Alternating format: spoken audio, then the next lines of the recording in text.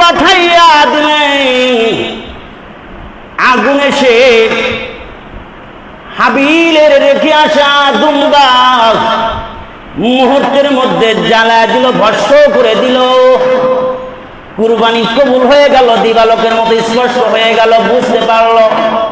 এখন বলেন, ওই যে কাবিলের গম্বা যা কিছু তরকারি, পচা বেগুন টেগুন সহ যা কিছু রাইকা আছে, এগুলো তো উপরেও নাই, কবুল হয় নাই, মানুষ তো বুঝতে পারছে। আর লজ্জা, হাইরে আল্লাহ তাআলা কত ইহসান করছেন। আমরা বড় বড় গরু দিয়ে, এখন যদি ওই জামানাটা থাকতো যে আকাশতে আগুন এসে লগে লগে পরীক্ষা হয়ে যাইত, তাহলে তো কত মানুষ এটাই প্রকাশ পেয়ে যাইত, বান্দা কি জন্য কুরবানি করতেছে। আল্লাহ